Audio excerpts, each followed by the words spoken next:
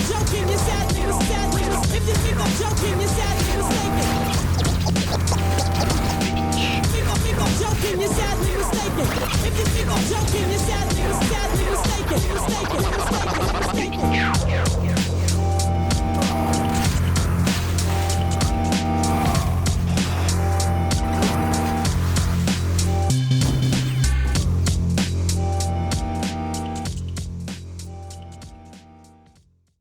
So, Mr. Carapace, warm welcome to the first episode of Quad Runner. How are you, man? Thank you very much. I'm doing good. I have a bit of a cold, but it should be fine. It's a very, very minor one. Get well soon. So, has life gotten easier now when the intense heat of the northern part of Sweden has settled and fall is upon us? It's become drastically cooler anyway. I think we had like 17 degrees today or something like that when it was the warmest. So very nice, cool to sleep, and the kids sleep well when it's cool as well. So yep, it's great. You know, you're obviously a quite decorated QuakeWorld player. That's why you're here. And I can't help but think when I look at sort of famous Quake players from other countries, I associate them with the clans they have played in, and obviously which country they're from. But where in that country they're from is not something I can answer if you ask me about other Quake players. But you are from the northern part of Sweden, and that is something very particular that our viewers, perhaps outside of Sweden, doesn't really have an understanding of. Was it Boden, or it's around? Yeah, I was actually born and raised in Boden, but nowadays I'm living in a town close by, which is significantly larger, but still quite small, in Luleå. But yeah, it's quite far up north. I think the easiest way to explain where it is where Sweden and Finland meet by land. Pretty much where it's located. So I always have the worst ping among all Swedes because all the servers are to the south. And yeah, but we are quite a few players from up north. Not many, but at least a few. I know Frenic is from the north, and Gnoffa and Rocky. So we are a couple of us at least. Yeah, and you have legends like I'm gonna miss a few here, I'm sure of it, but I believe Pietro was a northerner, so to say, also, wasn't he? I think he was from Umeå, yeah. And I think the most of the Flaming Fist clan, like even before Pietro joined, was from Umeå. I think Akke was from Umeå. I think Exile, Gimp, Fane, Rainman. I think all of them, or at least they were studying in Umeå. I can't swear to it, but yeah, Norrland's pride. Yeah, perhaps. Why not? Why not? Even Sweden's pride, several of those names, I would say. Yeah, for sure. At least for a year or so. And how is it that you, or why is it that you were born and raised in such, the outskirts, such northern and cold and dark part of Sweden? I imagine it's because of your parents, but were they also from around there, or did they come in from the outside? Yeah, it's the same for most people here.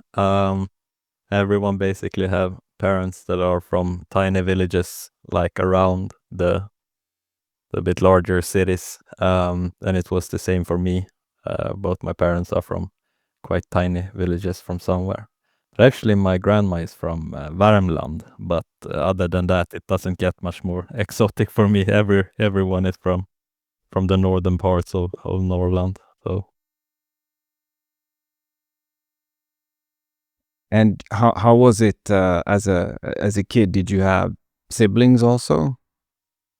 Yes, I had 3 of them, and one who I shared both parents with, so to speak. So my bigger brother, who is 3 years older than me, so he was always a very big influence growing up, huge idol.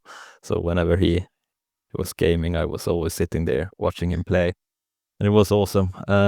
Because it didn't really matter if he was good or bad, because when I was like 10 years old, he was so much better than me. So everything he did was super impressive, and it's quite easy to impress someone at that age because they have basically no frame of reference. So it's like God tier. Whatever you do, they always beat you at it. So yeah, it's kind of that sibling rivalry kind of thing.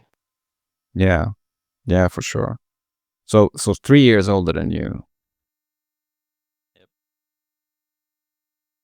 Interesting, because that when you, at some point, I think when you have an older brother, and if you're too close in age, you go from having the sort of classical older brother, younger brother hierarchical relationship to a relationship that is more defined by rivalry, because you're so close physically and mentally that you can wrestle and fight, and the younger one might not win all the time, but it will still be a fight. Now, my brother, for example, was 4 years older than me, so I didn't have a chance, and yours was 3 years older than you. So did you Yeah, see some almost of that? 4 if you count actual month, but yeah. Well, I was quite feisty when I was a kid, so even though I never had a chance, I never stopped trying to wrestle him, arm wrestle him, beat him in various games. So it was a very a classical relationship, maybe more so, like you mentioned, that perhaps 2 brothers that are closer in age would be. Um, because for the first like 7 years, I stood absolutely no chance of winning at anything. But then when the teens came, I actually beat him sometime in arm wrestling, and I eventually got a bit stronger. And this ties into QuakeWorld as well, because he was always so much better than me for years. But I just kept playing. I always had the worst gear, the worst computer, the worst mouse, everything. But I just kept playing and playing and playing. It was a huge motivational factor, to kind of first perhaps beat him and then move on from there to beat somebody like locally in the town where I lived. Because despite it being a very small town in Boden, it was still a lot of players who played QuakeWorld. Because you have to remember, back in '96, there wasn't many games that you actually could play. So when Quake came, and you can play very well on LAN or even on internet, it kind of took everyone by storm. So, I mean, I think you and me were perhaps a bit young, like when Quake came out, to be any good at it, really. I mean, we were just 11 years old. But I think having an older brother who played it kind of pulled me in, at least, and perhaps it was the same for you, because most of my friends, they kind of started playing Quake 3 or Counter-Strike if they were gamers, so that was kind of more natural for them when they turned like 14, 15 and started getting their own computers. But yeah, it kind of grew from there, wanting to beat my brother, and when I did that, I kind of wanted to beat the best player in Boden, and yeah, and it kind of escalated. Yeah, Talk about the snowball effect here. yeah, Many years later, exactly. reflecting back, started with your brother. Now you're fighting the whole world, so to say. Yeah, and I think it's perhaps quite natural for somebody with a competitive nature that I have, that you kind of want to just keep going, looking for a new challenge all the time. Just another high peak, Yeah, I know exactly what you mean. I was brought into. It wasn't my older brother. He was not interested in computers the way I was, but it was a neighboring kid who was like 1 or 2 years older. And just like you said, in '96, it was difficult for us to access or to sort of get access to something like Quake by our own means. But all you needed was another kid or a person who had the CD or so, and just I kind of helped you install it. Then you were hooked. But was it so that your brother was as competitive as you? I think he was quite competitive, but I also think that when he noticed that I started getting better than him in QuakeWorld, I think that was disheartening for him. So I think he lost a lot of motivation and kind of moved on to other games. I don't know if that was the sole reason. I haven't talked to him about it. I have no idea. But yeah, he started playing more other games, that were popular at the time, like StarCraft and more RTS games, more so. But I could imagine him feeling that way because I probably would. So yeah. So I'm seeing in front of me this cold and dark forest in the north, where there's a house made of wood, and inside it there's a room where two brothers, young, are sitting by one computer each and having living in a constant LAN with each other and playing 1-on-1 versus each other in Quake. Was it so, or did you have one computer each, or how did you? Yeah, at our father's, because our parents separated at a quite young age, and we were only like every other weekend at our father's place. But he had 2 computers, and we made him buy not sure what the English word for it, but like a coaxial cable. Right. Yeah. And it spanned across the entire house. So I think it was like something like 15 or perhaps even 20 meters long. And it was basically so bad that you almost got like HPV, high ping conditions when you were on the computer connecting to the other one's game. So we did indeed play a lot of duels, mostly on DM6, if I recall correctly. But the one who hosted the game then got the worst computer and mouse to like have better ping but worse equipment and FPS. So we kind of tried to even it out. But I remember it because even when I played with like the worst rig, I kind of challenged him in the duels more and more. So eventually got to the point that I really wanted to play. So I offered him to play like on the connecting computer, on the worst mouse, and on the worst computer. And he still wouldn't play. So I think that kind of what told me that, okay, it's no longer fun to play, because he saw the trajectory of where this was going. So I think maybe that was the part that kind of, yeah. But you're absolutely right about it wasn't a lonely house in the middle of a forest, but it's pretty close. We Southerners have a lot of prejudice about Norrland, or northern Sweden, as we say. So sorry for imposing them on you like that, but it's most of the time it's positive prejudice with with love and some warmth. Yeah, absolutely. And it's not only a stereotype, because a lot of Norrland actually looks like that, but when you actually live in a city or a town, there are quite a few more houses stacked together, Yeah, for sure.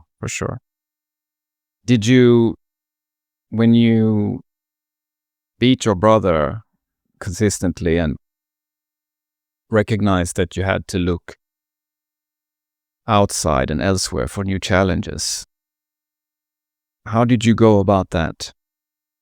were you part of a community? Were you already online at that point, or was it like school and friends, or? I really tried to join my big brother's community because he had a lot of friends and they were on LAN parties and they played together in a clan, and I really tried to be a part of their little community, but they wouldn't have me at all.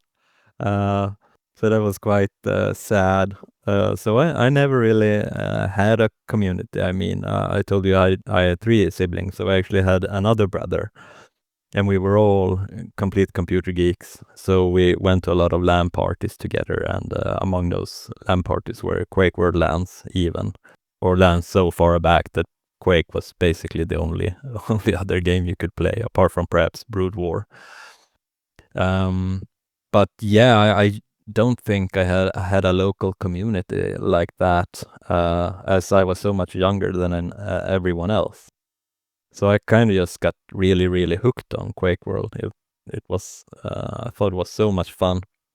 Of course, I played other games as well, but they never pulled me in to such an extent that Quake did. And it was a little bit hard for me because I was really passionate about playing online, and I didn't really mind that you had to play with like 43 FPS, and it was like absolutely horrible settings, 10 packet loss and 250 ping. But I thought it was awesome, just the phenomena of being able to like sit behind your own computer and play against basically anyone on the planet. So I tried to do that as much as possible when I was at my father's, and we did, but that was only every other weekend, so I got to play very little, but I looked forward to it a lot. And eventually, he got some large phone bills, and wasn't so happy with that. Because when you played before like 6 o'clock in the evening, even though we were only there every other weekend, we managed to rack up the bills to like twice or thrice their normal size. So we got forbidden from playing or connecting online before 6 o'clock. So that limited our time even further. And I actually got to join a fairly good clan, I thought, at the time. Of course, they weren't good by any global standards or by LPB standards even, but I was super proud because I had only been in really, really bad clans. And that clan was Soul Assassins. And I tried to I wouldn't say I was fooling anyone really, but whenever I went to my dad's, I tried to like play as much as I possibly could, but they eventually noticed that I was very inactive. But I tried to join IRC from home where I couldn't play, at my mother's, to like give the parents of being online and, trying to chat whenever I got the chance, like a computer at school or something. So it would appear like I was around a lot more, but eventually they kind of figured out that I wasn't playing very much. So I got kicked and replaced by someone else. Was very sad. But eventually we got an ADSL at home at my mother's. And then I think maybe I was like 14 or 15 at that point and had actually gotten like a semi-decent computer. So I could actually play a lot of Quake then, and yeah, and I did, and everything else suffered. Yeah, there's so much of what you're mentioning here it sounds like it's my own upbringing is the wrong word, but being young and wanting to find your own place among older guys. Like, it doesn't matter if it's Quake or if it's football. The difference here is that if it would have been football, the chances of it happening is so small. But in Quake, since you're behind the computer, it can actually happen. Yeah. I remember this. At some point in IRC, you could get a bot that would hold your place in channels even when you weren't online. Do you remember that? Yeah, it was called a BNC or a bouncer. Yeah. Did you have one of those? Yeah, I was super impressed. I saw Slackers having one in IRC, and I thought it was the coolest thing ever. Like I remember Paradox had some alias like SR Paraway when he had shut the computer down. So yeah, I begged some teammate and asked around, and yeah, some of them were computer savvy, so yeah, we can put one up, and we did, and it was like, okay, yeah, I reached like peak coolness here.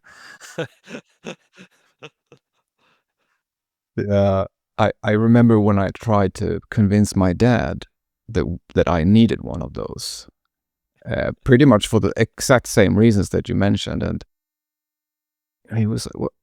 Could you explain again? What is it? What did you say?" It shows as if I am there, but I'm not there. And for like a a guy born in the 50s to even grasp, but why would you want to show us you're there if you're not there? I was like, please, no way, not a chance. You're not getting one of those. So I had to wait until I got my old money, so to say. Yeah, there's so many layers to it, It's impossible to explain why it would be cool. The older guys are doing it.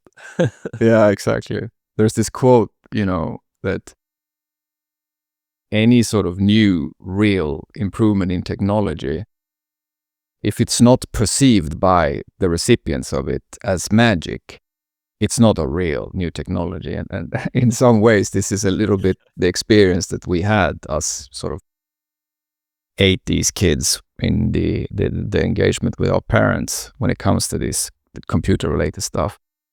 Yeah, for sure. Yeah, they got absolutely nothing about it. It was all like, yeah, what's the English word for it? But just pure kindness if they like rode along with it, because they would never understand more in a million years.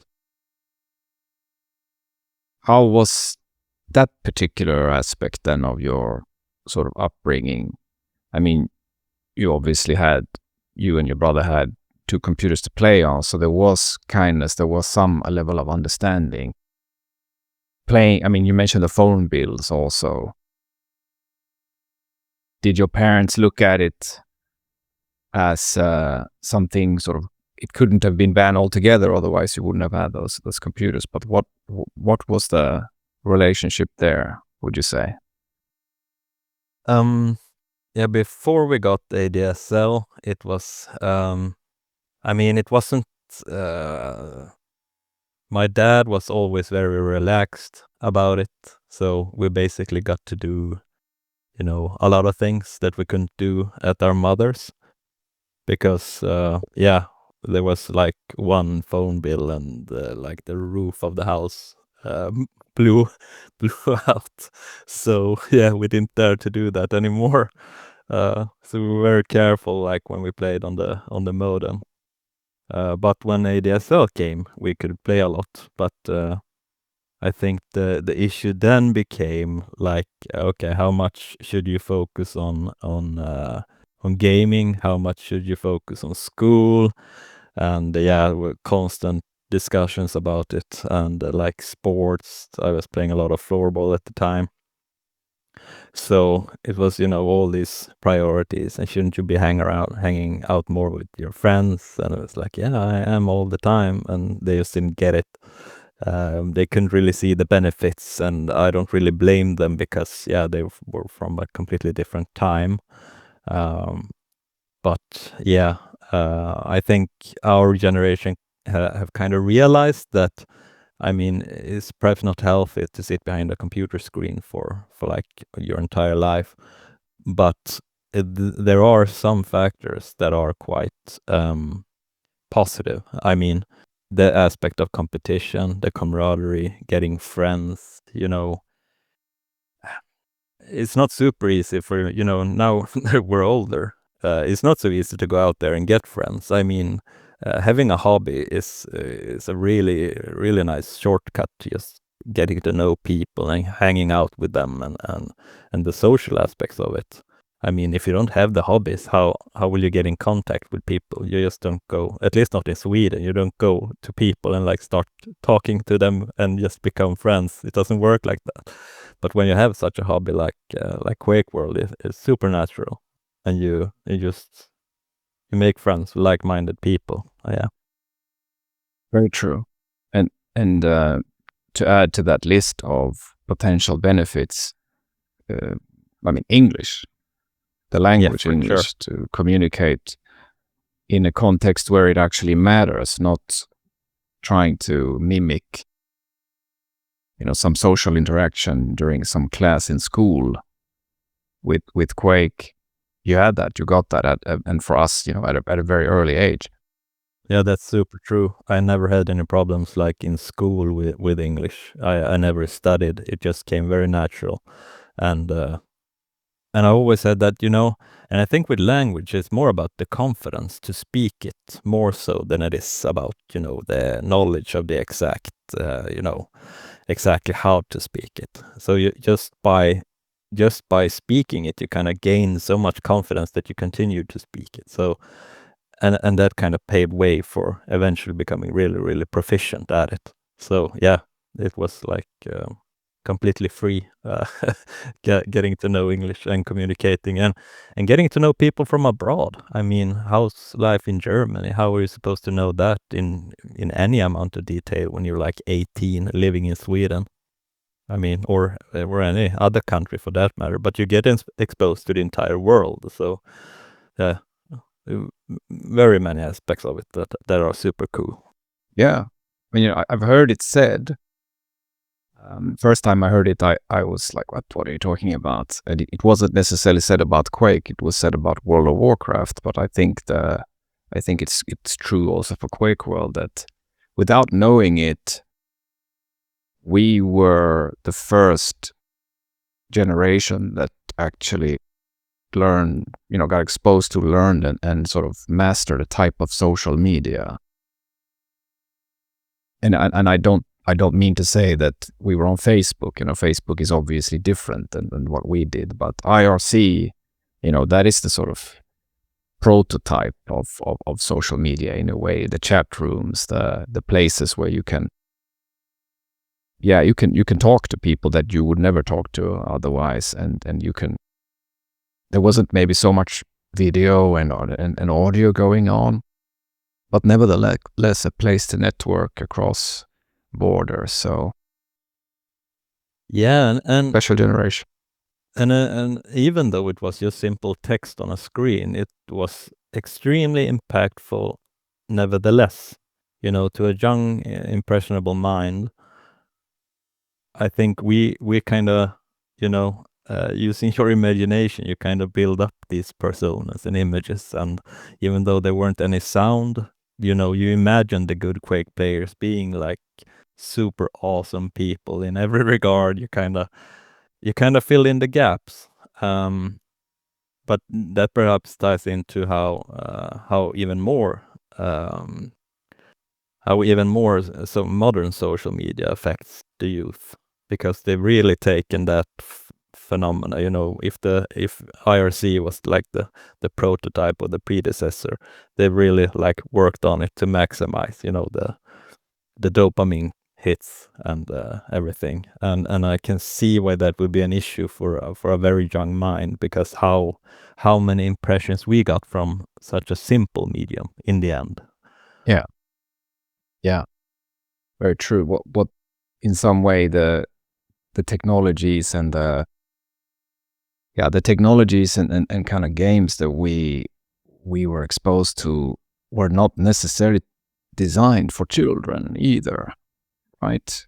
It was designed for more like, it felt like it was done by engineers, a little bit for engineers. Obviously Quake is for young people too, but it's not the same way as what you're talking about now, where there is this sinister approach to just get clicks out of as much attention and dopamine as possible. It's like it's rigged.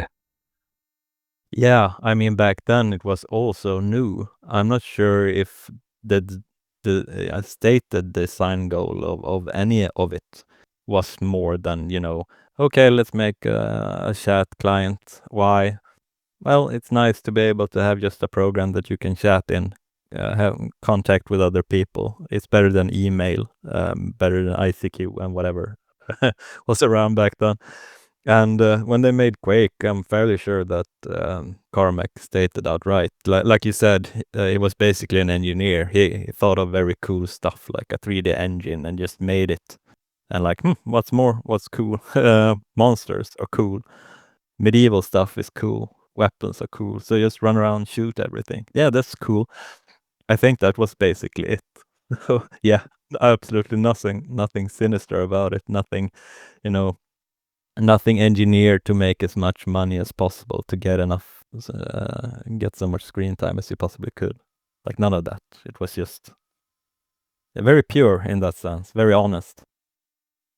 Yeah. It also kind of ties into the sort of the accidental nature of it too. It was made, for a certain purpose, not that defined perhaps, more out of passion, and then became what we made out of it. The rocket jump not being necessarily, at least I don't think so, that it was planned. The whole physics of QuakeWorld felt like an accident almost. If you compare to real Quake and QuakeWorld, at least they had some things in mind, but I don't think that they saw what was going to come as pings dropped. No, I think you're absolutely correct, because you also have to remember that this was the first game that even had a fairly decent 3D engine. I believe there could have been some other game, like much more rudimentary, that also used some kind of 3D processing. But Quake was the one that really took it to another level.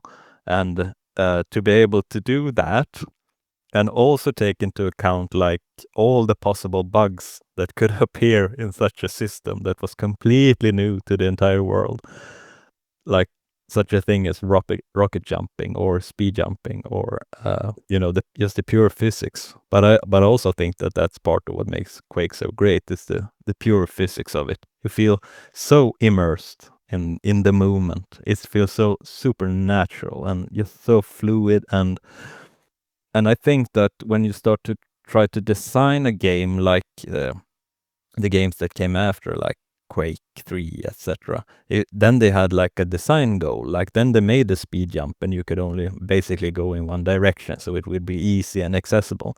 And like the second you start to try and design things, like having a design idea, I think you lose the kind of the feeling and the soul of it.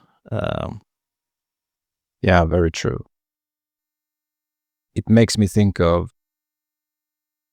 like, there's some parallel to be made from that chaotic, creative, setting where Quake is born. Not necessarily designed, as you say. There's something natural about that process. Yeah. Like if you think fingers are made to grip things like hands, but nevertheless humans play piano with fingers. That there is this.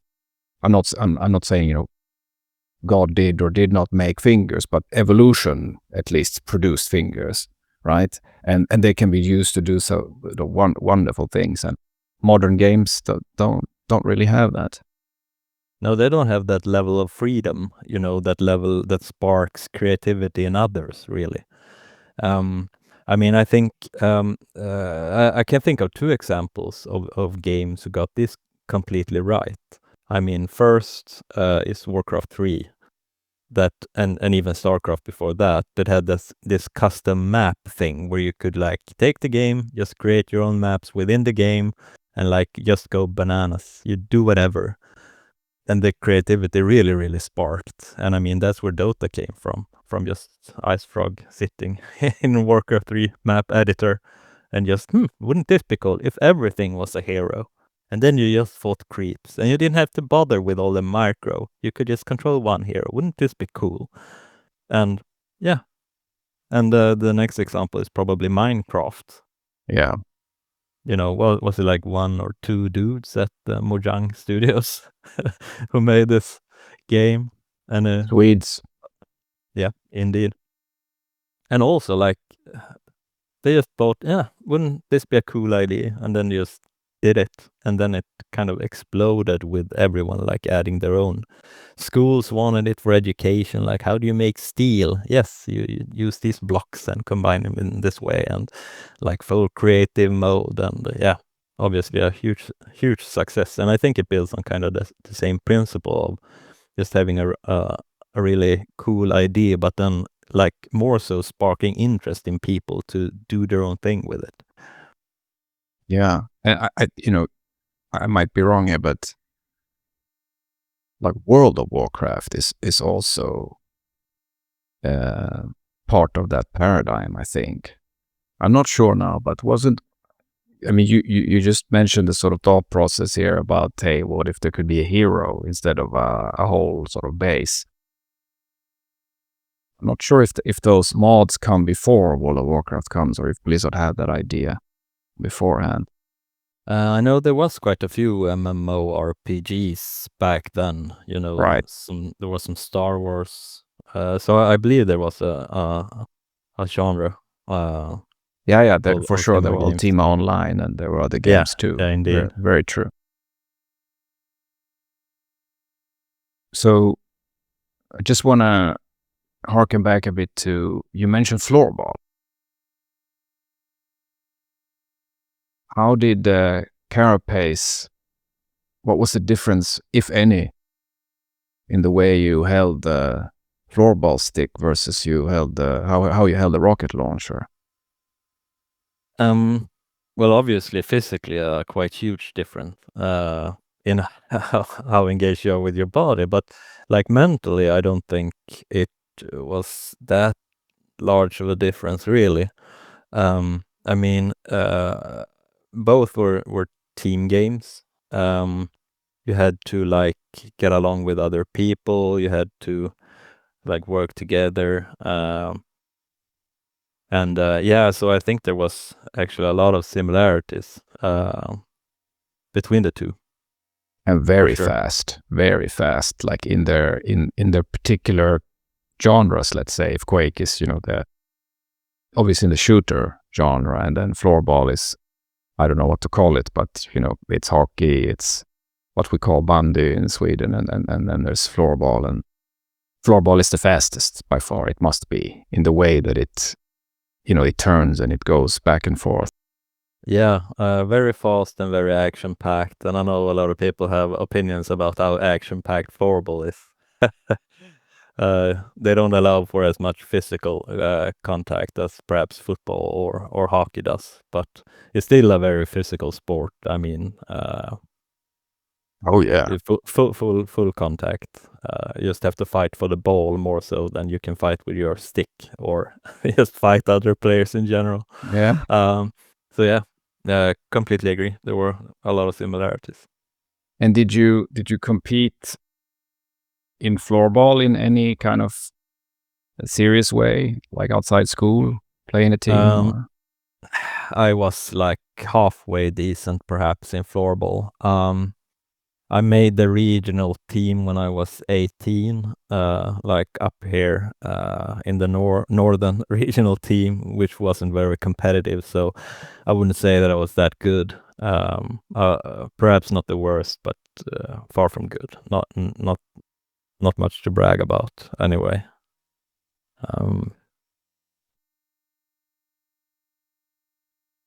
So at some point there, you said, no, now that I got 18, that's 98, and then you mentioned ADSL arrives, what, 2000 or something like that? When I was, what do you mean 18? When I was 18, that was... sorry. Yeah, that's obviously later, yeah. 2003, yeah. Now you know why I suck at timing the rockets all the time, guys. It's out open. Can't count. Push it. The ADSL drop put a wedge between you and floorball and other sort of sports activities where you could live out your competitiveness, and you merged into Quake entirely, or have you balanced? I think I did a fairly poor job of balancing anything with Quake. It was QuakeWorld was always top priority. Floorball was like, yeah, it's fun. It's fun to meet people in real life, but it was kind of also like, yeah, but I'd much rather just be online and play Quake. And it was the same thing with school. I mean, I could stay up quite late, even though I knew I would be a complete wreck at school. So yeah, I don't think I balanced it as good as I should have, perhaps. Well, it's very addictive. Oh, yeah. Somewhere around there, now it was 2003, not 1998, as said, you, or maybe it's a bit before that, you join In Bloom, is it? I was actually part of starting In Bloom, and I think it was in 2002. I had been an LPB for like a year or something, I believe, and I had played with my old high ping friends in an LPB clan, and we didn't get much of anywhere, so we kind of jumped between a few clans. And then actually my old teammates from when I was playing at my dad's from Soul Assassin approached me and asked me if I wanted to play together again, but this time as LPBs. And yeah, I said yes, and that was the birth of In Bloom. But fairly soon, they kind of felt like we weren't really on the same skill level anymore. So they kind of felt like I was much better than them. So they themselves suggested that, yeah, you should bring in a lot of other players to basically replace us. We can be in the background, but you should play with somebody else.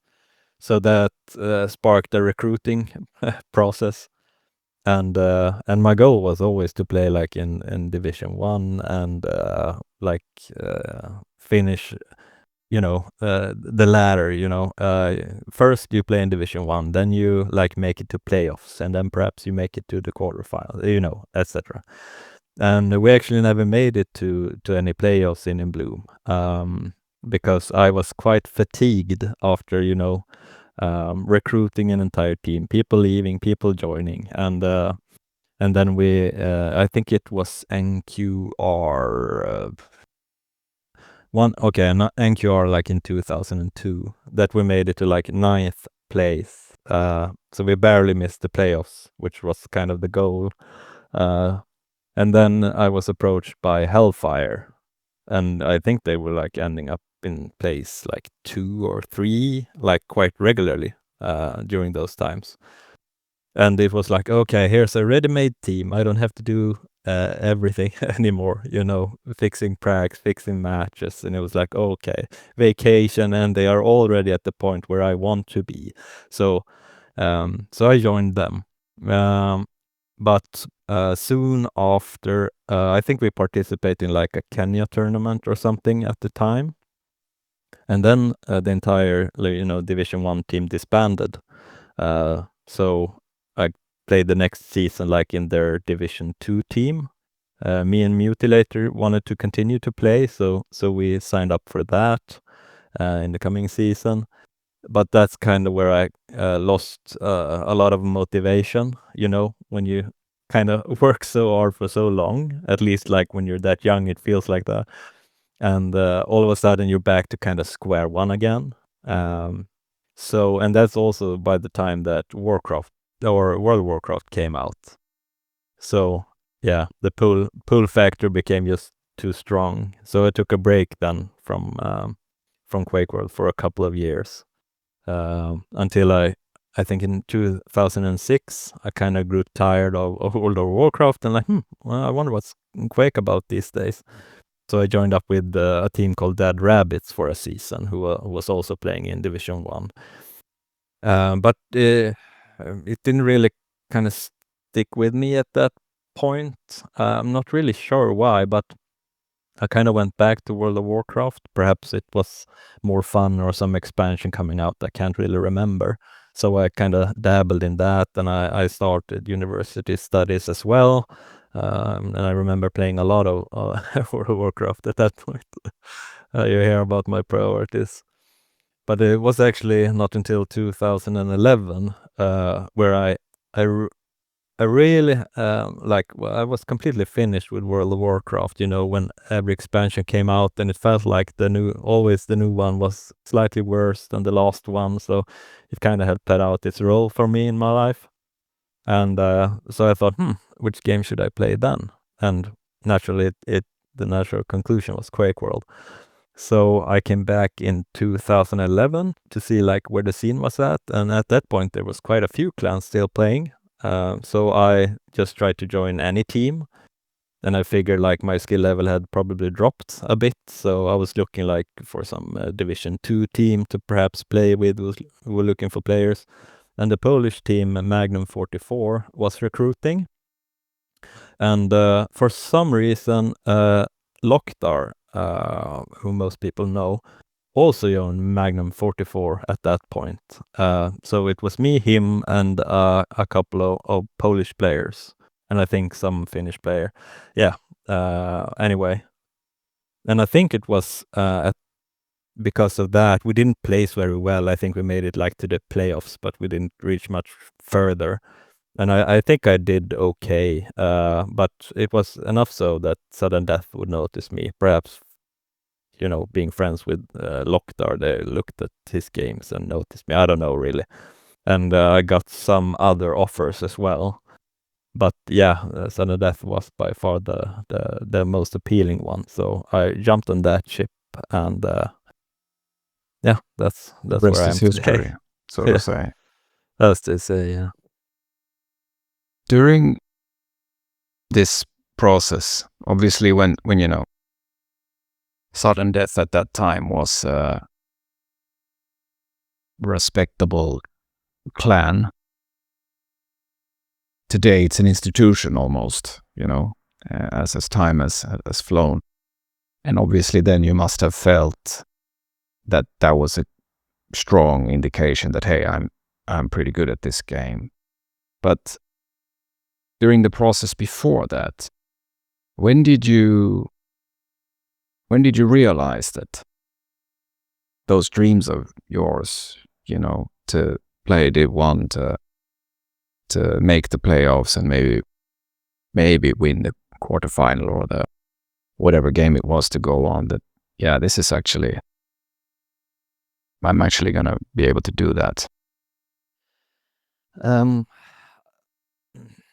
I don't think I've ever really thought in those terms, like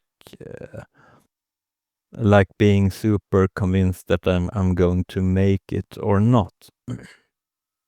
But I've always been super competitive, always enjoyed competing, and as I mentioned a while back, just finding the next peak to climb. And so I think it was quite a natural thing to be as competitive as I am, and also having such a deep love for QuakeWorld as I have. A lot of it is probably nostalgia, but it doesn't really matter to me. I love the game regardless. So I kind of, when I joined Suddendeath, I kind of felt like, okay, they're taking a real chance on me here.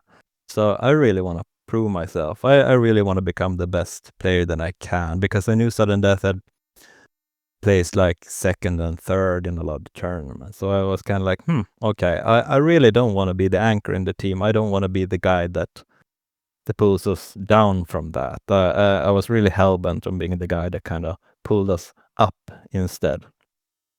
So I played a lot of mixes, 4-on-4, on DM3. And I had a singular mindset that it didn't matter at all what the teams were, how uneven they were, because my only objective for an entire time was to carry the team regardless, and the goal was never to win every game, but the goal was always to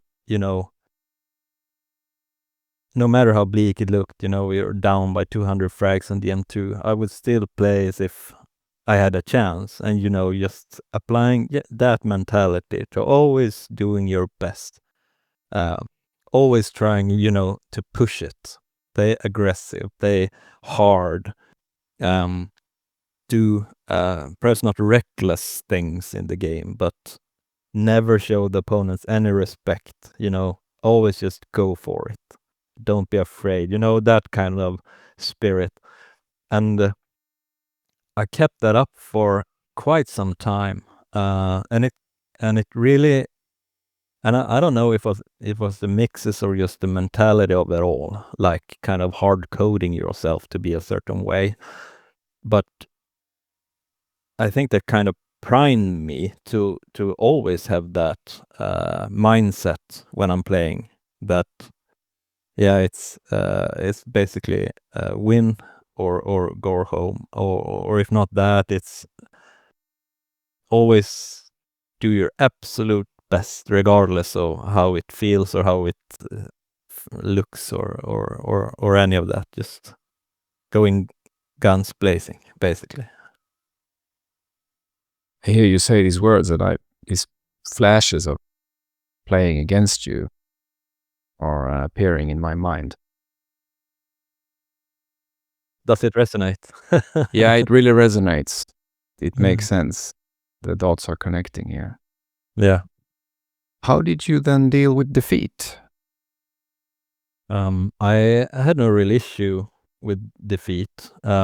Of course, my personal goal and the goal I stated to every iteration of Suddendeath I've ever played with has always been to, like, we're going for the victory, and if we can't achieve that, we're going for a very, very good game in the grand finals, like putting up an amazing fight that we are proud of and that the spectators will really enjoy. And we have fallen short of that a lot of times. And of course, it stings. It feels very bad because when you have stated goals, which I think is very necessary to get, everyone on board and strive for the same thing, then it naturally hurts a lot when you, like, fall short of that. But yeah, it's just about, regrouping, feeling bad, let it take like a day or two, but then let it go out of your system and just reset and refocus. I want to stay a little bit here because I think this is such an important ingredient in life in general, obviously, but this isn't Dr. Phil, it's Quad Runner, so we're going to talk about Quake. Primarily, or in this context, to improve and to become better, you need to have that mindset, but also to just enjoy the game. I see so much today, people are afraid of losing, or they want to play certain compositions or mixes because it's, there's no point. It's all pointless. And I think this ties so well into what you said. You need to set goals, and you can find goals even in the harshest situations, brutal situations. You can still find goals that can be enjoyable to play towards. Where did you learn that? When did that, or has it always been like that since you were a kid? Or I don't think I've learned it necessarily. I think I was probably born with, that competitive mindset that you kind of have the ability to put everything else aside. Like, yeah, there's a lot of emotions going on, but you can kind of set them aside because you need a kind of a single focus. And I think I get it from my father mostly, because he was very good at sports when he was younger. Very, very competitive as well, and obviously also had the ability to, like, be of a single focus and really hone in on that. But I think it really adds to the experience. It does for me anyway, because it doesn't only provide like fun, but it also provides a sense of meaning, because you get a sense of direction. You are heading somewhere. Like every mix isn't about optimizing my fun, however that is defined, for 20 minutes. It's about something else entirely. And I think that also resonates with a lot of people, because when you are a player whose only concern is your own fun, and you spend your time and your days trying to like maximize your own fun, nobody else's, like it doesn't inspire people, it doesn't motivate anyone, it doesn't it's just a very, very flat experience, because fun is so temporary and fleeting, and everyone knows what it's like to have fun, everyone enjoys fun, but you can extract a much more deep and a meaningful feeling from competition, rather than just having fun, because fun to me is more like a consequence of being aligned, I don't know how else to put it, but yeah, as I said earlier, like having a single focus, then everything is perhaps not fun, but more deep sense of fun. Yeah, very, very well put. I can relate to that. And what type of goals? I mean, you mentioned sort of the overarching goals, if you will, win the game, play, give them tough match, give the spectators an entertaining thing to watch. Have you had, and do you still have, like micro goals also when playing? Well, not so much anymore, perhaps. I think I used to try to like single out more things, like before life advanced and I had a kid's house, girlfriend, etc. That kind of pulls your attention elsewhere. So it's not very easy to have a single focus when you have to have so many separate focuses. So you kind of have to simplify it for yourself. Like first, you need to find the time of the day. You need to find the space in the circumstance that you are, and then you need to kind of work from there. But when I did have like full control of my entire life, I always had like it's a minor goal, but it's like an overarching goal. If you look at a certain game, it was not necessarily to like be the top fragger, but to be the person in the team who like always makes the correct decisions for the team. So whatever that may be, and that's a very, very complicated question. And especially if you divide up the teams in certain roles. I mean, the term carry has kind of stuck with me since my on-enter quote, "This carrier has arrived." We've all seen it. Yeah, actually has absolutely nothing to do about carrying a team, but that was how it was interpreted. And I've done. I haven't removed it just because of that, because I thought, people can believe what they want. But it was actually just, when I enter a server, it's like a funny joke when in StarCraft, when a carrier spawns, it says carrier has arrived. Yeah. So it's kind of like a beefy thing that comes forward. That was the only thing I went for. It could easily have been battle cruiser has arrived, or what's called Is it Yamato? Operational. No, battle cruiser operational. Yeah, it could have easily have been that one as well. But I thought that carrier was better because it's kind of similar to Carapace, and that was all that was behind it. But everyone just thought it was okay. He's the carry. He's coming into the server. He's gonna carry the game, and everyone thought it was super cocky. And I was just, yeah, well, it doesn't matter to me. So I kind of just stuck with it, and people can believe what they want. that's fine. Yeah, I think I lost track there. What was I talking about?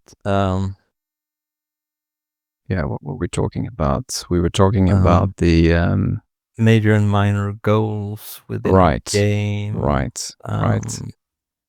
And you said that you never, I mean, in modern times, so to speak, and in this phase in life, it's difficult to have that singular focus. But you always had the goal of making the team take good decisions. Yeah, exactly. And within my okay, now I'm back to the train of thought I had. But yeah, if you think of a team like as certain roles, like you have perhaps a carry player whose role is to take the quad and to kill enemy weapons, get packs, do the aggressive thing on the map, gets perhaps some priority on weapons and armor. Maybe that's things that people associate with being a carry. And then you perhaps on the other side have the tele guy, whose role is much more stationary, equally important in every regard, because everyone knows that if you don't keep telesafe on DM2, you don't have a fun time. So it's equally important, all the roles. It's just different, and yeah, perhaps some are seen as easier than others, but I'm not sure it's that simple, because I would never be a very good tele guy because I have a very hard time just standing still. I kind of want to fill my mind with the information flow of QuakeWorld, get just staying on one side of the map kind of denies you that complete picture you can have of a game. When you've done quad runs like in a loop a couple of times, you kind of know exactly where the enemies are, what weaponry they have, what they're doing, and also your own teammates, to get a very good sense of the game, and then you can kind of direct the game as well.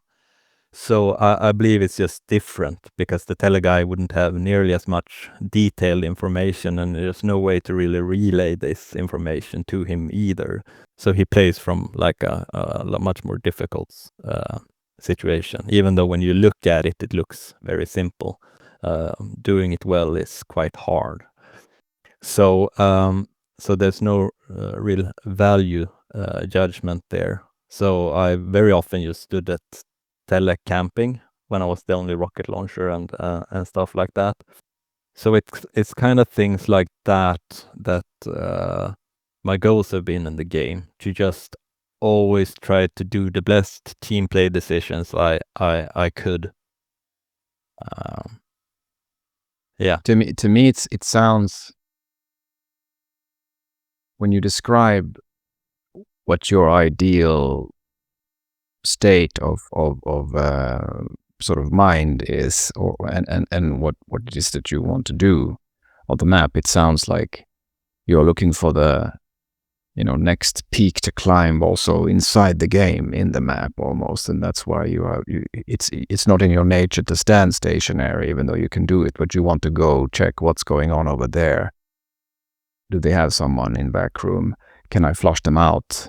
And that's why it fits you so well. Yes. So I think that's the role I optimally play, because I feel like that information flow, I can really use it to something.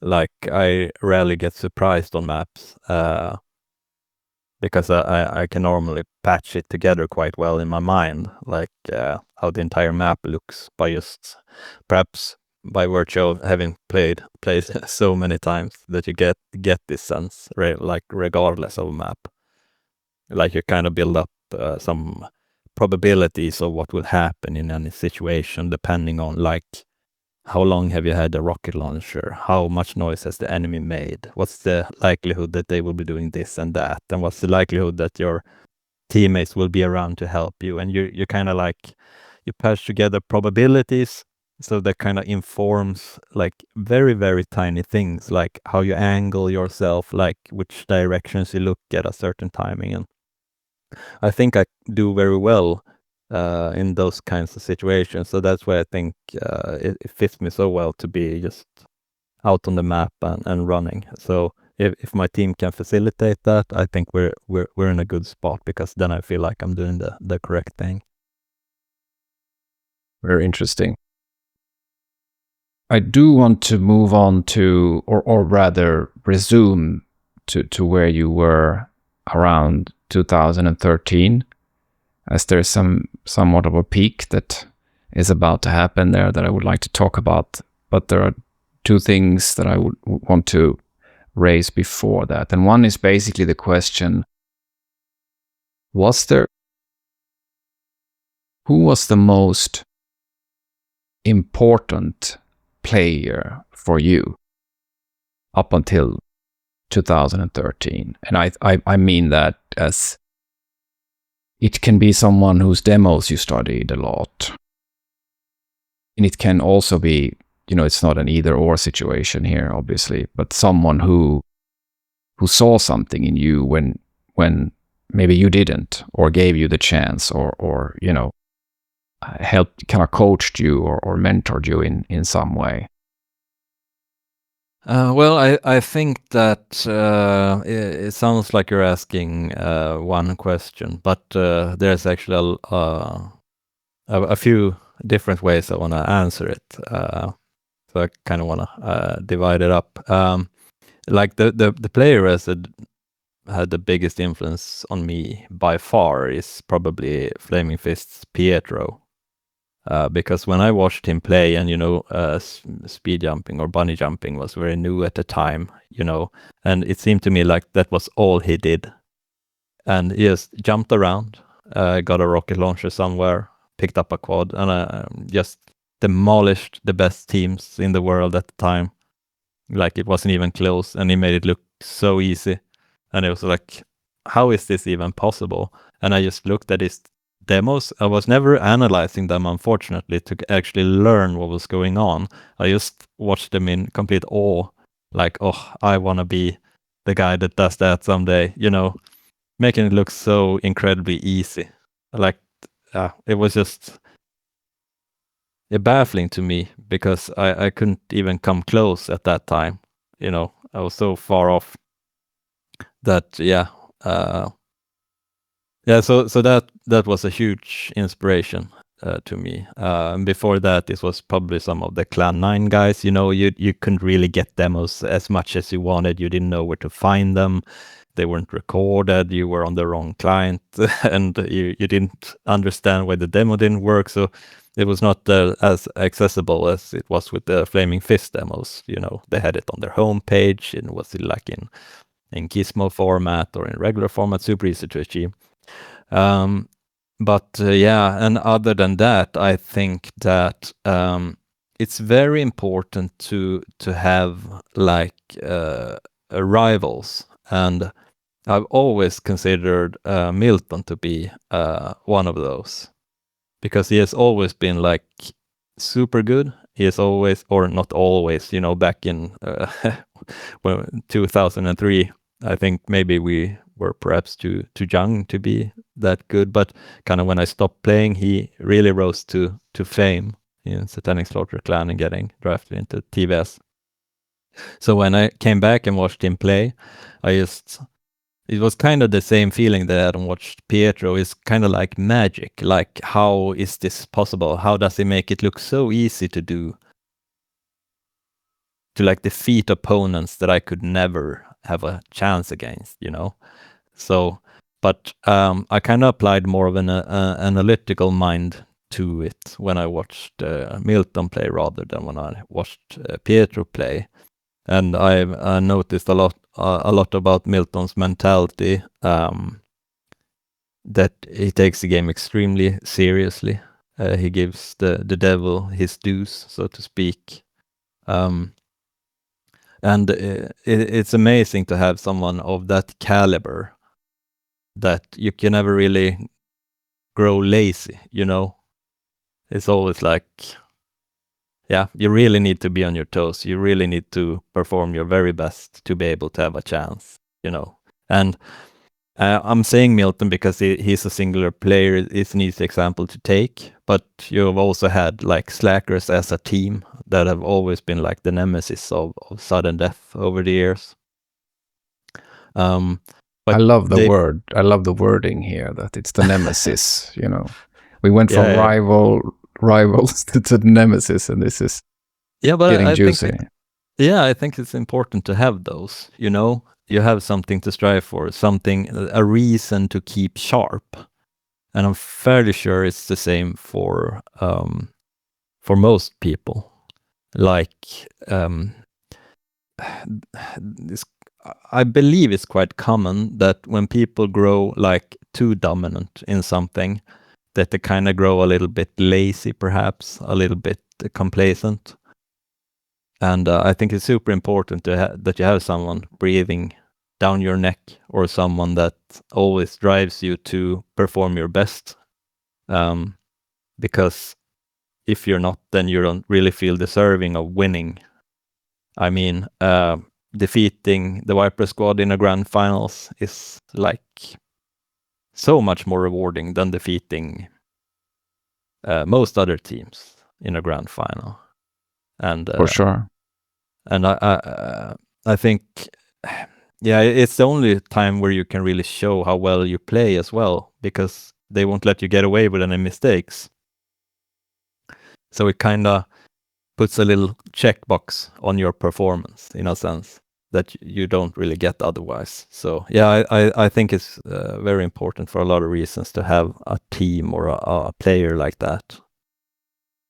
It reminds me of what my good friend Jave used to say when we were in TOT not so long ago, and there were discussions about, you know, whom to play and if someone is too difficult to play against.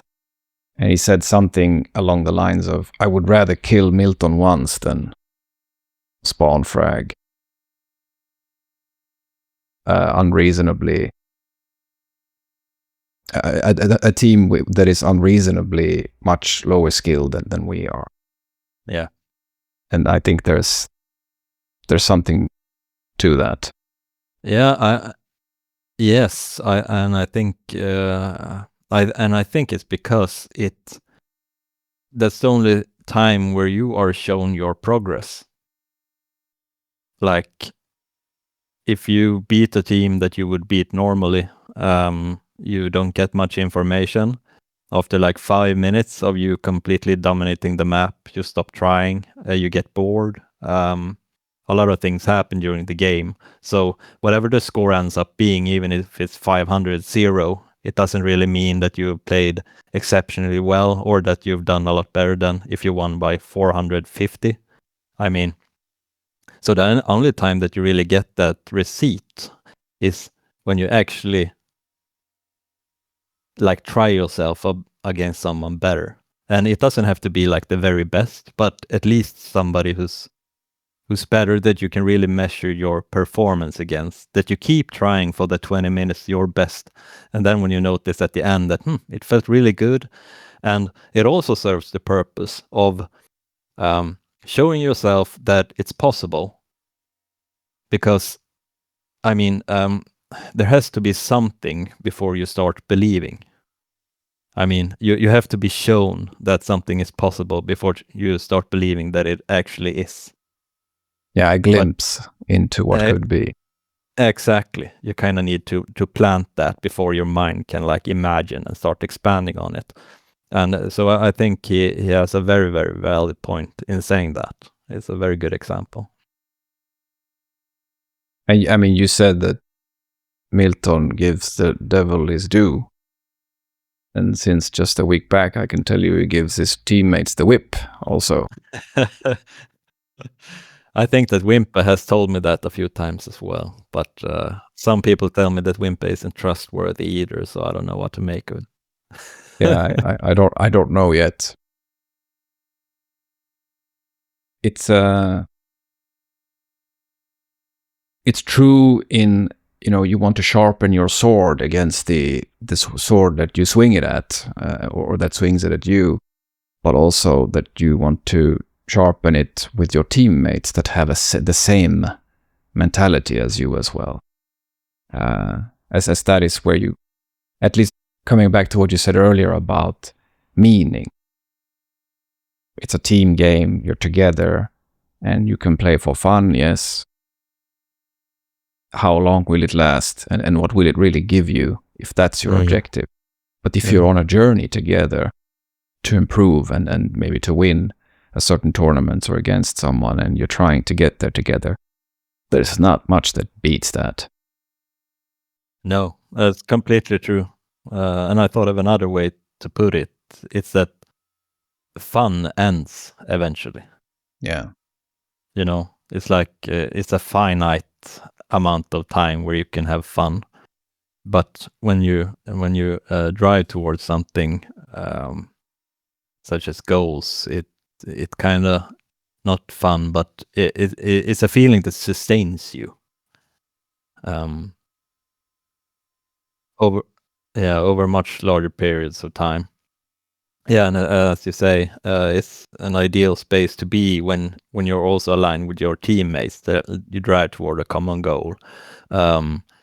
You like you love the wins the way your teammates do. You hate the losses the way your teammates do. You like strive for the same thing, and you're aligned in that sense. Then it becomes so much more meaningful. Probably because we're very, very social creatures. That's the way we're meant to function in every part of life, like togetherness. So I think it makes it much easier. And you can also have the added benefit of pulling each other up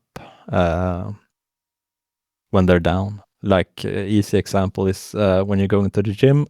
It's very easy to go to the gym when you have a gym buddy, because when you don't want to go, maybe they do, and they drag you there, and you get it done, even though you don't want to, and vice versa. So I think it's very beneficial, yeah.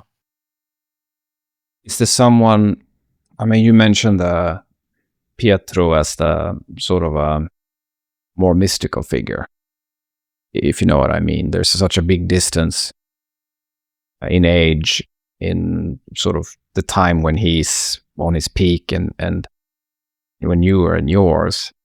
So that was more like watching in awe. But then you talk about Milton as a rival more, and then you start studying, because then it's not abstract anymore. It's actually within, it's right in front of you. He's still there. You could play against him. Yeah. Was there someone, as you mentioned just now, that pulled you up in that sense, that kept you on track or meant a lot?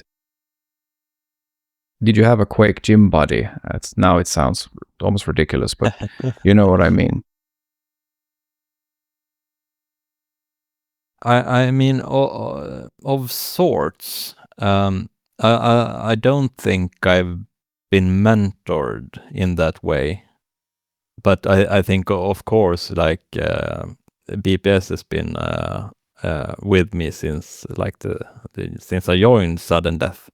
So he has become a very good friend and a very good teammate, obviously. Super fun to work with and super easy to work with, and we get along very well. So I mean, that amount of camaraderie has always helped a lot, because when you log in and then you have like a natural place to be, you have like a home. Like you always feel welcome. You're there, and you're very relaxed. So, and I think Suddendeath does that extremely well. Like being a large family of players. Always someone ready to play something at least. Yeah. So I think that has been a huge part for me. I'm not sure if I would have stuck with it if it was like a lonely island just jumping between teams, because I tried that like back in the 90s and early 2000s, and yeah, it doesn't pull you in as strongly as when you have like a place, I can really relate to that. I would never have come back to play Quake after 20 years if it hadn't been for, having missed Jave as a as a friend, and he was the reason I came back, and he's also the reason, one of the main reasons I would say I'm still playing, because of that camaraderie and the joy of speaking the same language. You know, we talked about English before, and that's one thing, but the Quake language, talking about the things inside of Quake, what happens, what didn't happen, watching a demo together, this is a joy in itself. And that's not what the relationship is limited to either. It's more like a common framework and foundation, and then you have all the other real stuff, you know, family and life. Friendship isn't excluded or limited to what happens on the map, if you know what I mean. Yeah, exactly. Yeah, before going into 2013, I'd like to do a little bit of a game with you here. All right. Short little exercise. So I have asked 4 of your, I would say, fiercest rivals Okay. to describe you from the point of view of, you know, what they have experienced when facing you, but also like what they have seen in you when they watch you play, right? Because I don't think all of them have faced you equally much. Okay. And This should be very good. yeah, this will be interesting, right? I'm going to say the names of these players in no particular order. And I also put them in the chat in case you want to, you know, refer to them. So it's Wim or Wimpy. Okay. And it's Milton. And it's Paradox. And then it is Gosciu. All right. And I'm going to read what they have said about you, what someone has said about you. And then I'm going to let you guess who it was. And let's see where the wind blows. Are you ready? Let me. Okay. Should I open the chat or something? Because do I need it? I mean, it's you don't need it unless you forget who the players were. Okay. Okay. It's only the player names. Okay. Yeah. Yeah. I'm good. Shoot. First quote here is, most good players simply just play well. They have good movement and aim and can handle themselves in most situations. Carapace's ability to read the game puts him at the top of the food chain. Who could that be?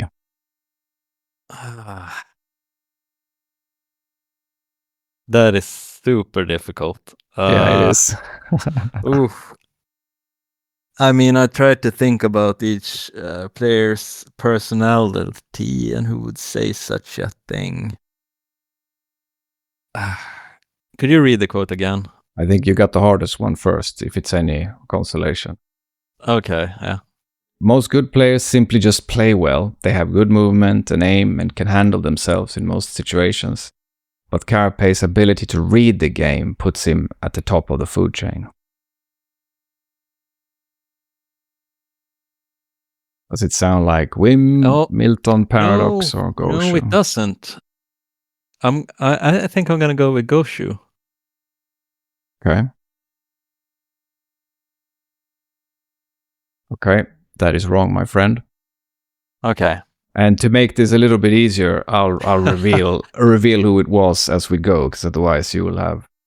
I hope the next ones are easier, because that was very, very hard. Yeah.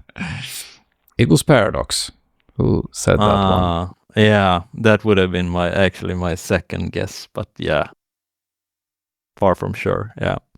Okay, ready for the second one? Yep. Carapace is so fast that sometimes, or actually most of the times, there's no point to shoot shotgun in his back because he'll just use that to run away faster. So is that Gosciu, is it Milton, or is it Wim? I mean, that's also insanely difficult. I mean, I used to joke about watching Wim play. It's like watching a demo on 50% speed. So, yeah, but I'm not sure. It doesn't feel like a thing Wimpy would say. Feels like he would have more of a like.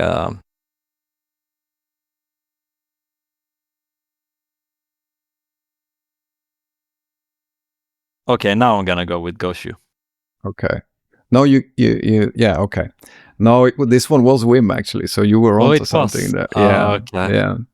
And it's not fair to you in a sense because this quote was one of the half of these quotes were written because I asked on chat and half of them were said to me. And when he said this, you know how he talks, the Dutch kind of, and he's very eccentric when he talks. It sounded maybe more funny than it did in writing. Sorry for the setup. Yeah, he never shies away from a joke, so I kind of had like him on a. Yeah, that would be like a twist to his quote. Okay, but yeah, I'm terrible at this. Obviously, it was Very difficult, yeah. very difficult. Yeah.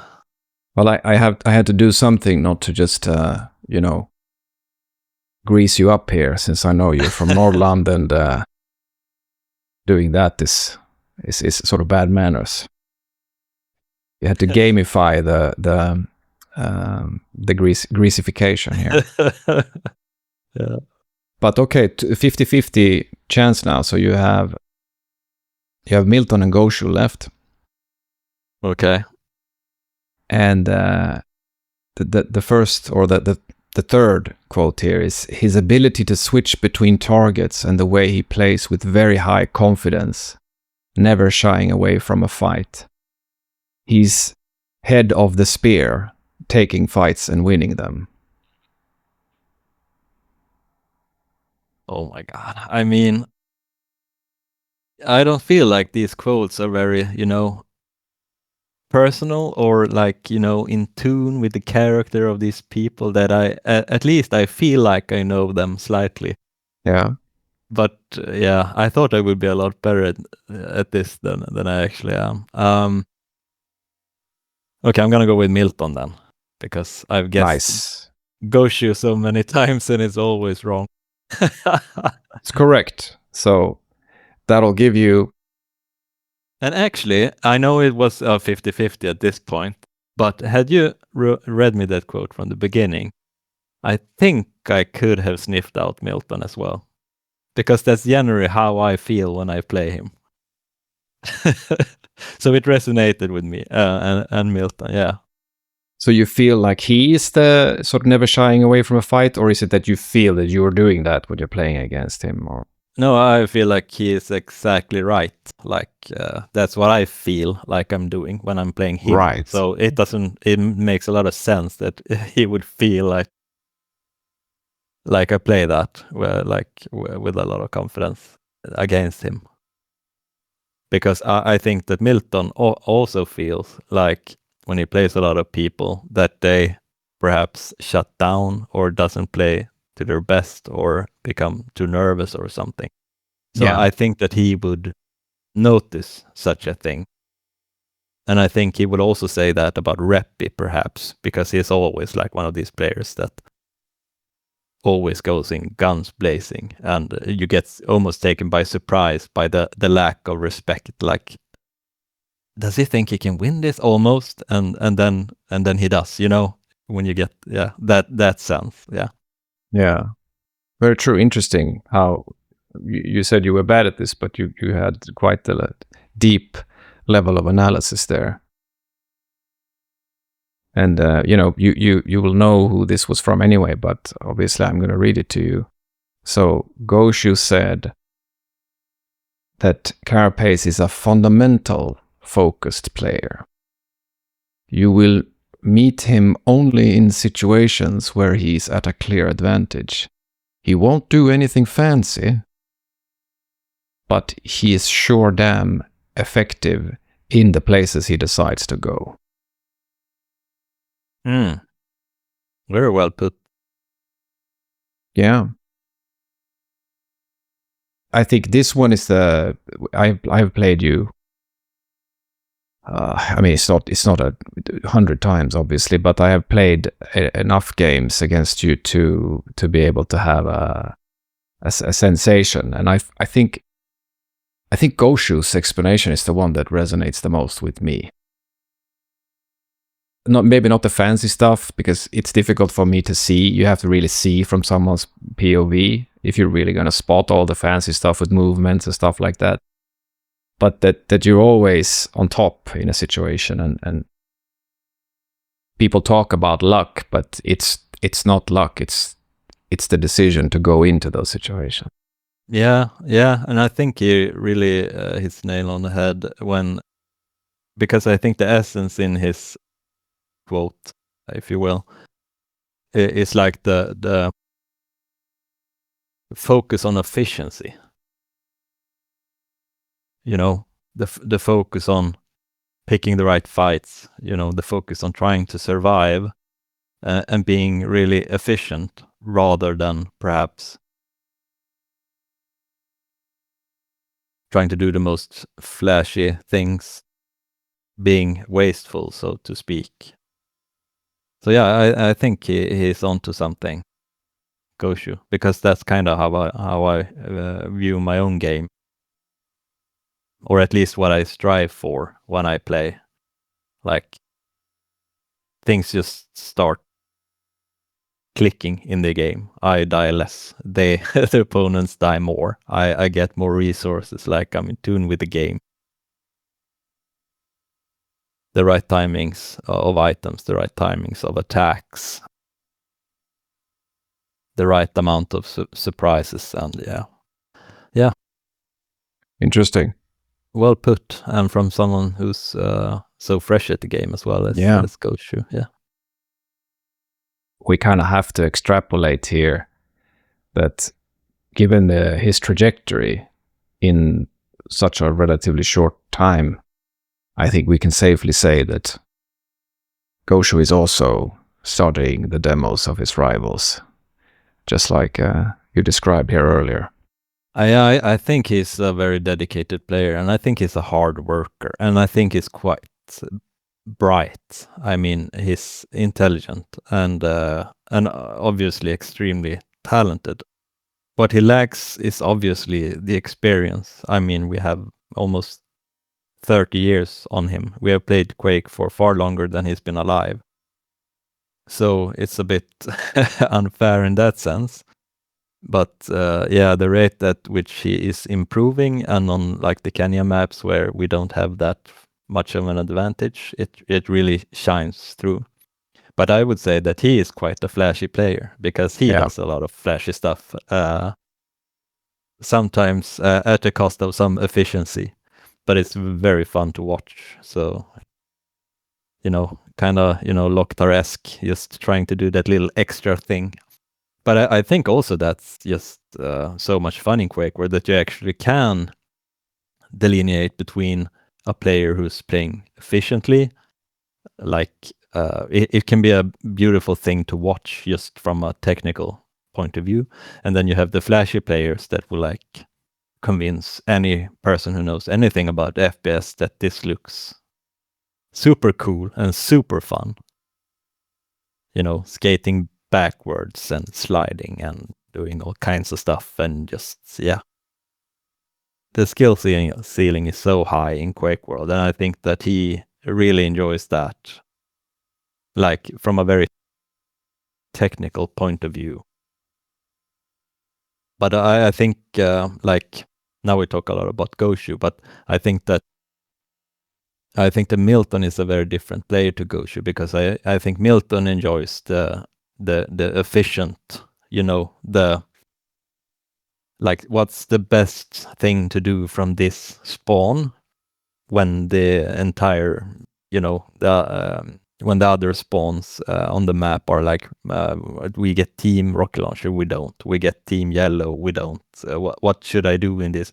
I think he really likes, getting down to the nitty-gritty details of it all and trying to analyze that and optimize. So I think that he is a much more efficient player in that regard. And I think that he really loves that aspect of Quake. And I think that Gosciu will perhaps get there more the more he plays. But I think he really loves just the feeling of Quake. The stuff you can do in game. I think he really enjoys. And I think the things you enjoy are kind of the things shine through when you watch a player.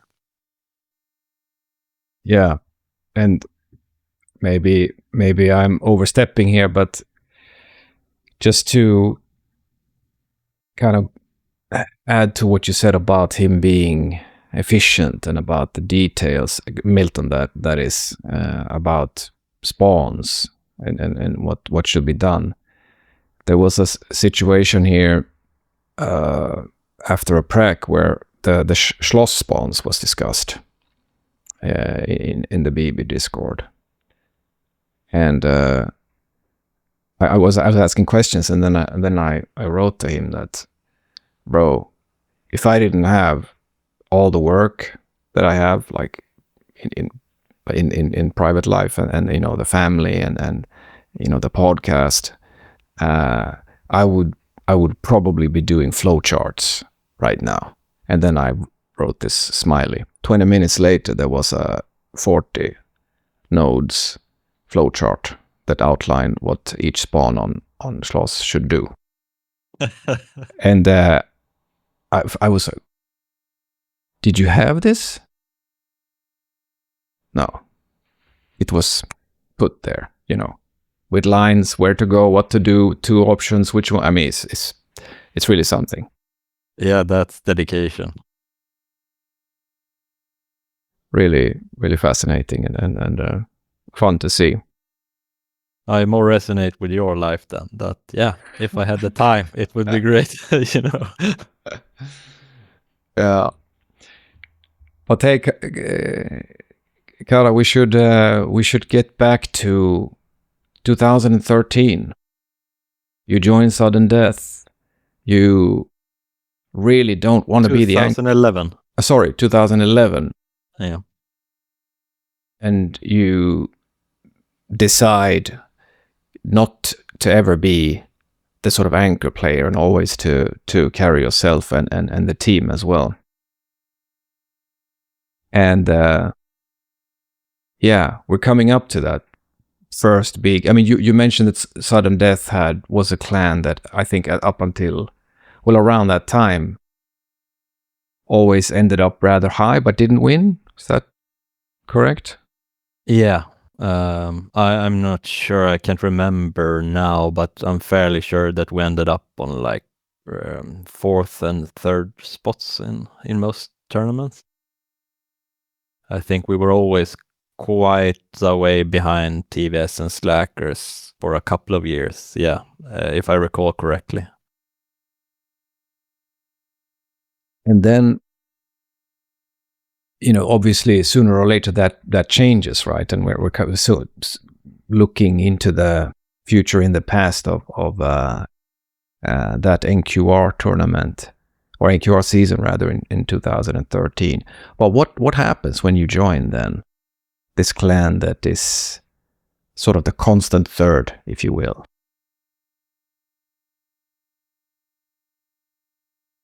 Well, a lot happened to Suddendeath at that point. I know there has been some very prominent players in Suddendeath that have kind of come and left the team.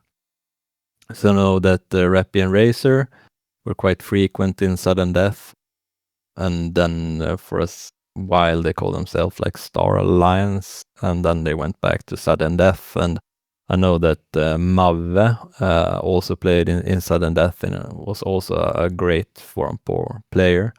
But when I joined, I'm not sure if they always were kind of in and out of Suddendeath, because when I joined, they were kind of out.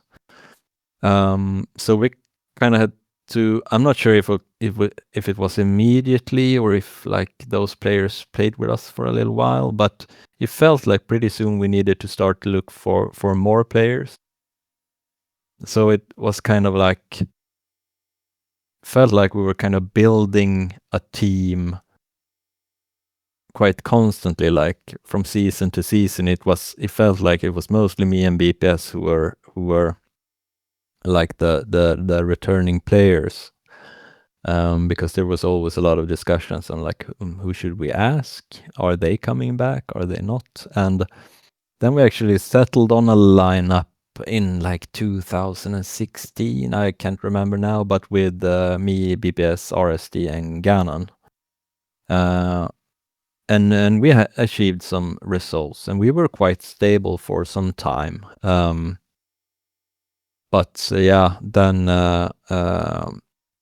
people started having kids and other priorities. So I think I stepped out of the loop for the first time in quite some while, like for a year or so.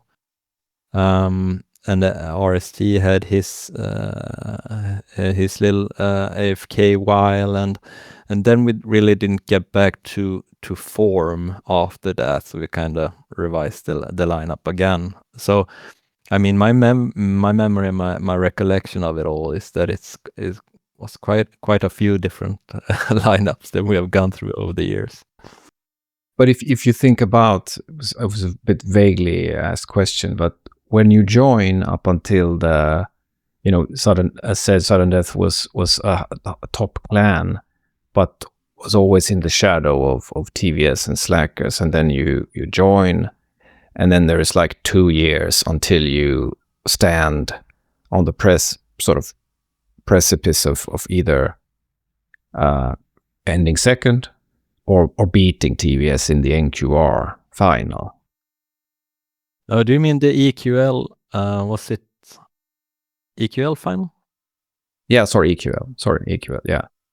I need to cheat a bit here and watch the wiki, because I really can't remember. Was it in 2013? Ah, yeah, it was. Oh, it was that I have long it ago open that here. it was that long ago that we actually won an EQL. That's embarrassing. I thought it was more recent. You win one more a few years later also.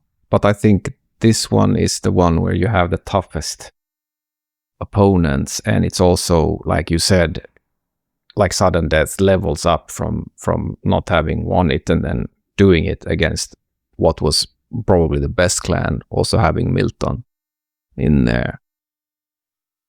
Yeah, for sure. We had a couple of really good results, and I think that was probably the one of the peaks that we've had when we actually defeated TVS after so many losses to them, not even close. And they were an amazing team back then.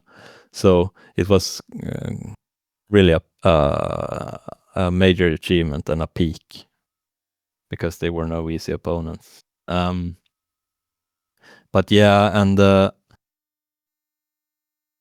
and then we had a string of good results in EQL. I think we finished first one more time, but that wasn't as impressive, because we didn't face TVS in the finals, and not Slackers either. And then we came second a couple of times. But these years, there was some inactivity plaguing QuakeWorld as well. So I didn't feel like I didn't feel much of a sense of accomplishment really during these times. But I'm quite happy with placing second, as I said earlier, if we can manage a very good and tight finals. But yeah, I think the win there was probably the local peak, at least. There have been a few others, but yeah, for sure. It's hard not to have a glance at where we are now, also with the QH LAN around the corner, some interesting changes happening to lineups, and I mean, you did already tell me, not that I was expecting anything else, but in chat, that your eyes are set on the prize. You're looking to win. And what can you say about your current lineup now in Suddendeath, and how how you guys Yeah. are thinking about the coming challenges here? Yeah. Well, I think basically the goal during the last season was to like maintain the lineup we had, but due to BPS wanted to take a break, we needed to fill that gap, and since BPS is a very experienced 4-on-4 player, to be able to not drop too much in skill, we needed to find someone who's also very good at 4-on-4. So we started brainstorming on who that could be, and these players don't really grow on trees, and we also didn't want to really, poach anyone from another team, because it feels like a zero-sum game. So kind of want to build and add to the division. So Ande suggested Xantom to me. He said like, yeah, it would be great if Xantom would be able to play, but I wasn't even sure if Xantom was interested in playing, so I kind of had ruled him out since he wasn't like participating actively. So, but I thought, sure, let's ask him. And then there was another name, someone we asked, and we were looking around and to kind of round out the lineup. But Xantom eventually said that he wanted to play, which was a great relief, because he's an amazing team player. I mean, speaking of efficiency, he is very dedicated to efficiency and to team play and to working maps out. And he suggested Xterm because they have played a lot together, and I think they know each other fairly well. So we asked Xantom if he wanted to talk to Xterm for us to round out the lineup, and he said sure. And Xterm, he said that he was interested, so I started talking to him, and yeah, so that's basically how it went. We managed to get 2 really good additions. So I'm very happy, because when BPS mentioned that he wouldn't be playing for the next season, it was a very sinking feeling. Yeah, I can imagine. Like how will we like repair this? How can we? Should we even continue? Should we even try to recruit new players? Who should they be? How many players should we have? How much should we dedicate ourselves to this? And yeah, but it worked out great. So I'm really stoked and pumped for the new season. So let the pracking begin. Yeah, let it begin, because this isn't the first time I'm pointing out that during the last season of EQL, you had, at least if you looked at the top 5 clans, maybe even top 10, at least between 5 and 9, in that range, you had the least amount of pracs at Suddendeath, and you ended up in a very, very high position, and you had some, I don't recall the exact results, but it was closed. So close games, it could have looked differently. Yeah. Did we play Slackers in the? I think we did. I think we performed quite. They won 3-0, but we performed some quite even games. Not on even M2 for some reason. Yeah, I'm looking here. I can't remember. I'm too old. But anyway, I was quite. Wouldn't say pleased, but under the circumstances, because I hadn't really noticed. But ahead of this game, we had played not a single practice game for a month. And I think the last game we played were actually against you guys in Exodus. Yeah. Another official. And then before that, there was a few practice games. So perhaps the worst lead up to the semifinals that we could possibly have.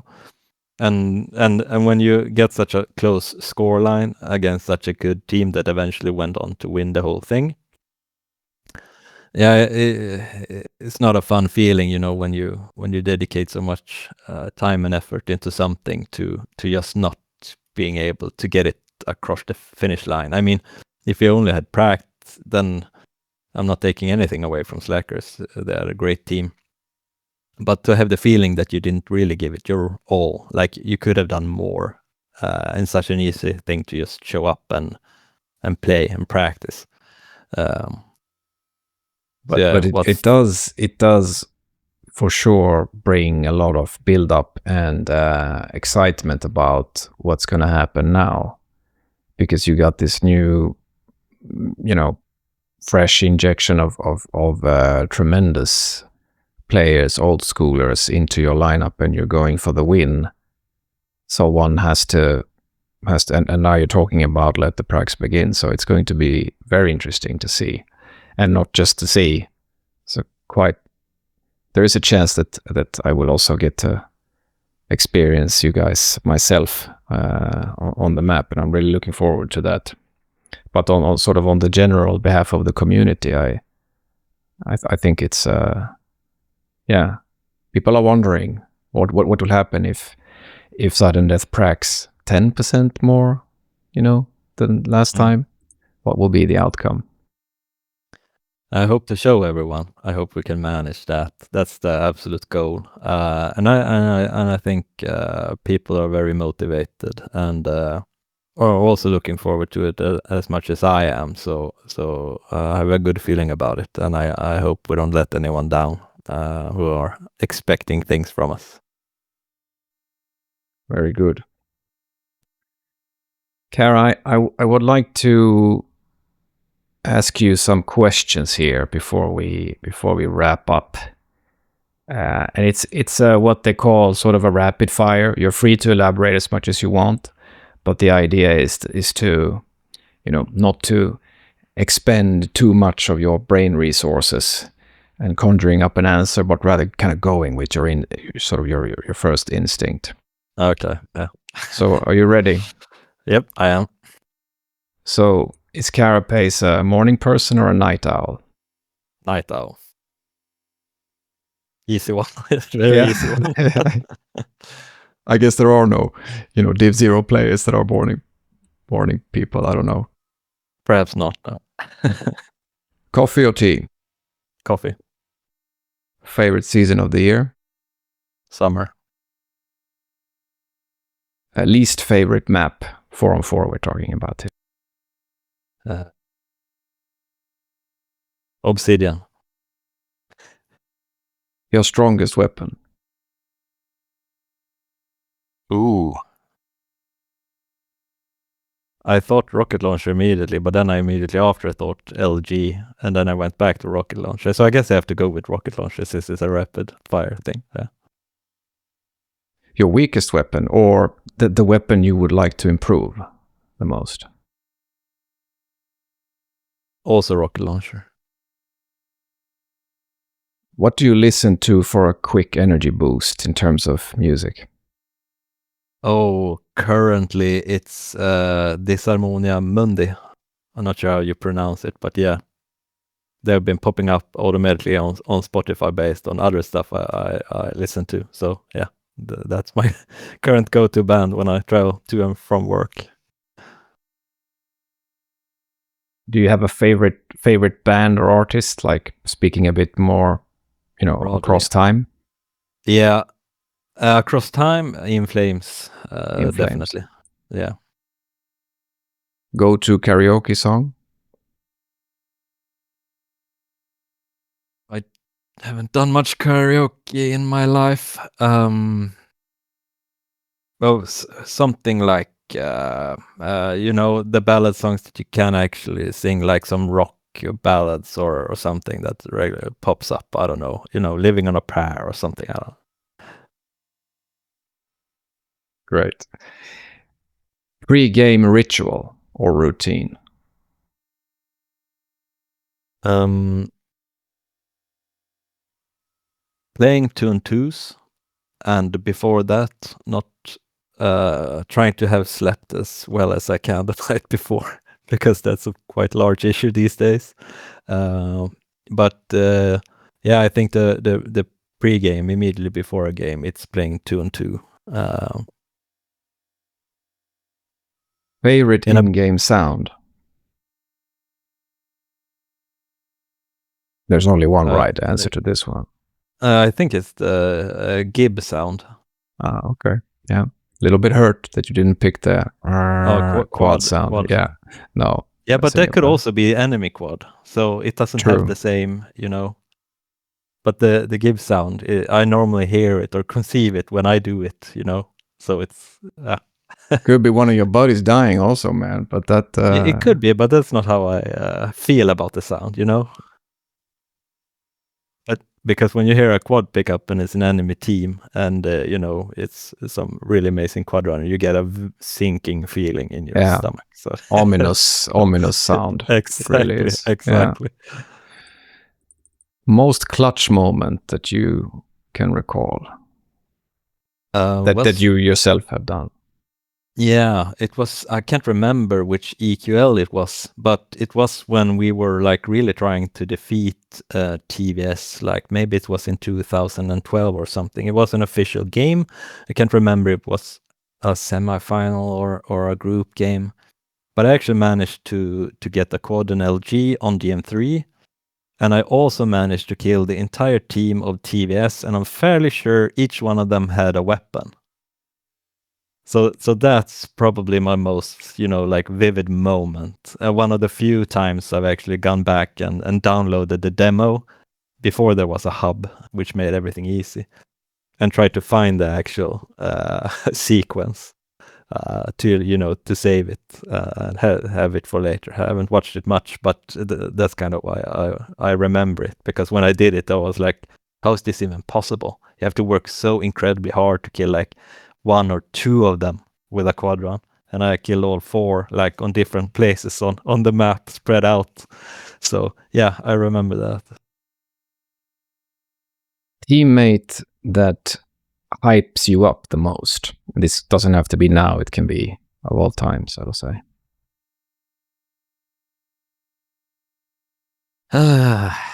Hypes me up. Gets you excited.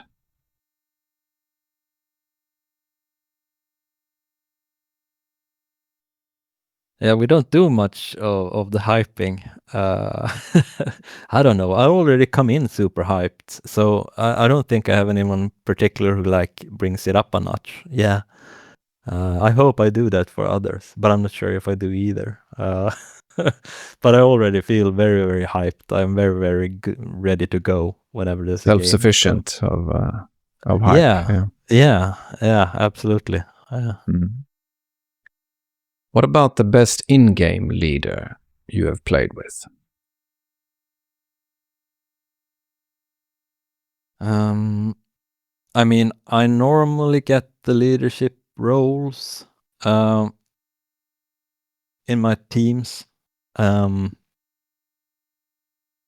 I think when I've tried to put it on someone else, they kind of intuitively think that I should also, lead. So that's a tough one. But I must say, I've really enjoyed playing with Xantom, like the very few times we actually have played in the past. So I know it's not very quick fire, but no, I had to think about it a little bit to produce one answer. And it's been in like the perhaps an all-star game or like a Nations Cup or something. And I've always found him super easy to play with. And he clearly states what he's gonna do, so it's easy to play around him. And I kind of if I had to like extend the term leader, I think to someone who clearly speaks about what their objective is, what they're gonna try to achieve, then you can play around it. And I think that's a form of leadership within the game, that not necessarily someone has a hat on for the entire game, but someone that can, like by virtue of taking command, lead for certain periods of time. Yeah. Interesting. Favorite movie of all time? Oh, that must be Lord of the Rings, the entire trilogy. Absolutely love it. But when I was a kid, it was Hot Shots 2. I thought it was the most fun movie that was ever gonna be produced. I don't think so anymore. It hasn't aged the way I remember it. So I'm gonna go with Lord of the Rings. Yeah. If you could have dinner with any historical figure, who would it be? Well,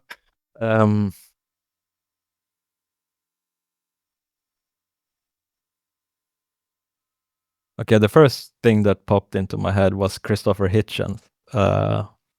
He has recently become perhaps a historical figure, so he's not super historical. But yeah, that was the first name that popped into my mind. Very good choice. Very good choice. I'm not supposed to elaborate, but you're making it hard for me when you pick Christopher Hitchens. But I'll just say very good choice. Yeah. It's such a good, more so than perhaps his points, like his rhetorical ability and just how easy it is to listen to and to understand, and how easily he conveys messages.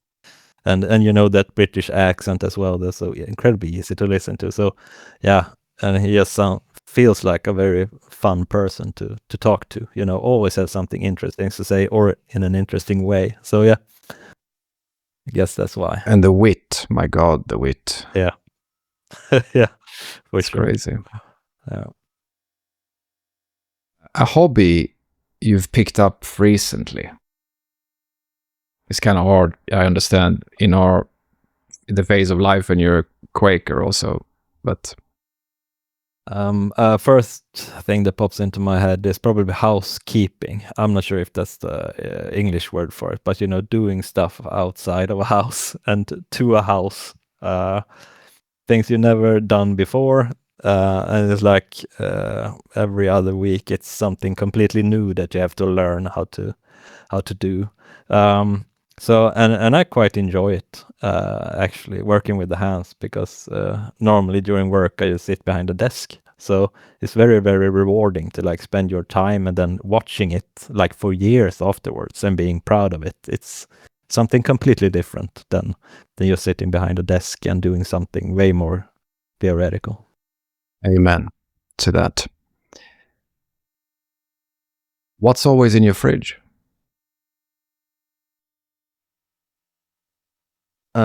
During summer, it's always Norrland's Gold. That's a kind of beer, perhaps a bit stereotypical of me, but I enjoy it. But during winter time, I try to not drink as much beer. So at that point, I think it's I don't think I have anything in particular. No, a boring answer. But in the fridge or in the freezer, I at least always have these, you know, pan pizzas and stuff to not being able to, or to make it easy to make lunch for me at least. When you're serving the kids something, then you have something that you can eat as well. That's not always meatballs. So Yeah. I'm gonna go with that to make it a little bit more interesting. Okay. If you could change one thing with QuakeWorld, what would it be? Not the community, but the game itself.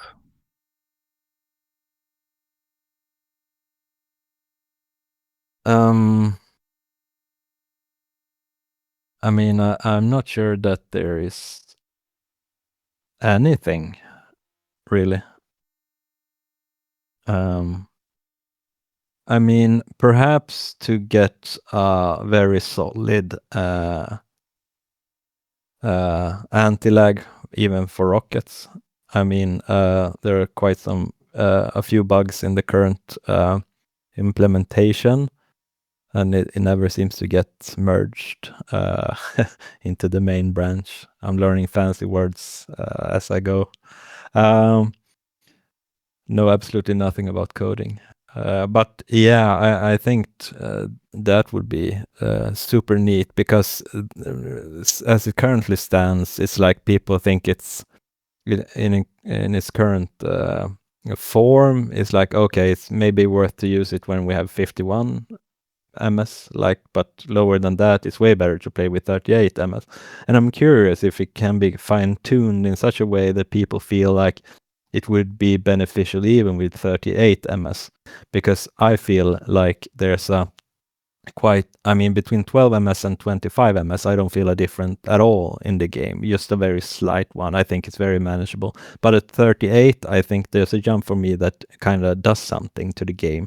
It changes the way I have to play and how the game feels. So, yeah, I think perhaps that one. Yeah. Interesting.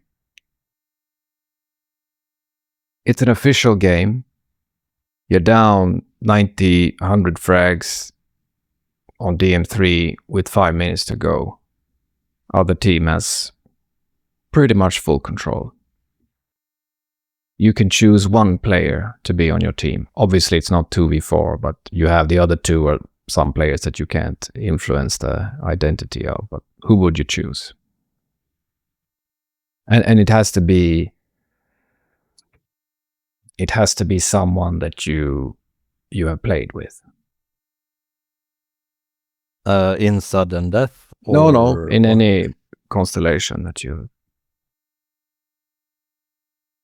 Well, I think the obvious answer would perhaps be Milton.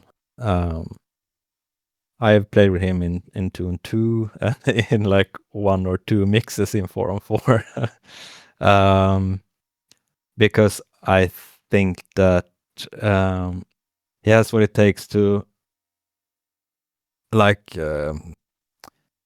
keep your head in the game and actually being able to turn it around. Yeah, and maybe the easy, safe, and boring answer, but yeah, that was the first thing that popped into my head, and this is quickfire after all. So yeah. Hey, as the question is, the answer will be, right? What's your favorite play on DM2? Like it could be a tactical play. Yeah. Yeah, attacking backroom with quad and succeeding. Perhaps also killing 2 enemy rocket launchers hiding in there, really flushing them out and then converting it into map lock. That's the best feeling on DM2 for sure. Yeah, almost goosebumps when you put it like that. Yeah. It's such a risky play as well. So when it's really a high risk, high reward, because you can really open the floodgates. And you're also forced to do the play, like when you're behind and there's like 2 minutes remaining or something, then it's balls to the wall or lose. So when you can actually get it to work, yeah, and you absolutely have to make it work, then yeah, it's a great feeling. What about DM3? DM3, it's quad LG with a lot of cells, but you also have to have a rocket launcher, so you don't get easily abused. And then just roaming around the map, just building up speed, running across the entire map, trying to squeeze the opponents, like if they're hiding at SNG, flush them out, and like doing small tactical things like that. And then just going mayhem and locking the map down, and you can almost do it by yourself in 30 seconds. You can put your team in such a good position, secure weapons, kill enemy weapons, and just avoid getting discharged, because that puts quite a big damper on the high that you're on. So all discharges out there, don't misbehave. Indeed. What about E1M2 then? Oh, it's quadded SSG quadrants. They're just great. I mean, sawing through spawn frags, just running at you. Occasionally happens that people actually just run into you. I don't know. They might think you're weak or something. And then you just splatter across the screen. I mean, I've turned the splatter off, but, still kind of envision it. And it's just the frags are just building up, and you're just going nuts, and you're timing the yellow perfectly, and then you go to the mega and time it, and yeah. So quad running in general, yeah, it's such a treat.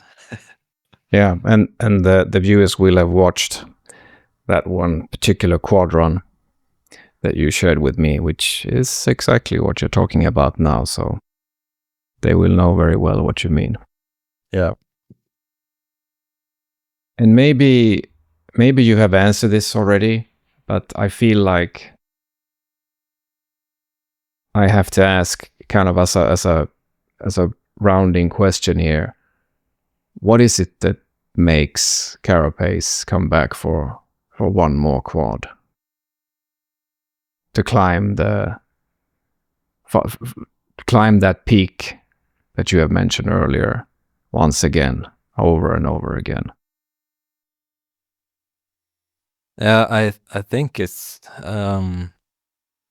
partly like my competitive nature, but I also think it's partly due to the community, that there are so many people that are putting in so much effort and getting nothing in return other than the sense of community.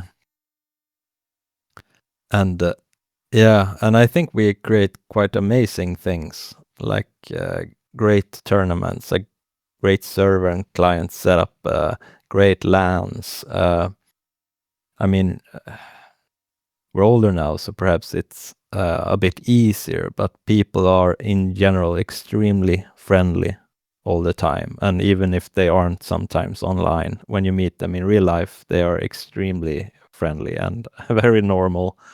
And yeah, it's just a great community in a great game. So I mean, what's not to like? Very true. I have to say, Kara, I'm very happy that you came here and agreed to be the first quad runner on the show, and that the bar has been set quite high. But that's not your problem. It's mine and you know, your successors, so to say. It's been really great having you, and I can only say thank you again, and also the best of luck in this semi-new project that Suddendeath is taking upon itself now in the coming season in the QH LAN, and hope to see you on the server as well. Yeah, for sure. Thank you for having me. It's been very fun. Thank you, man. Take good care. You too.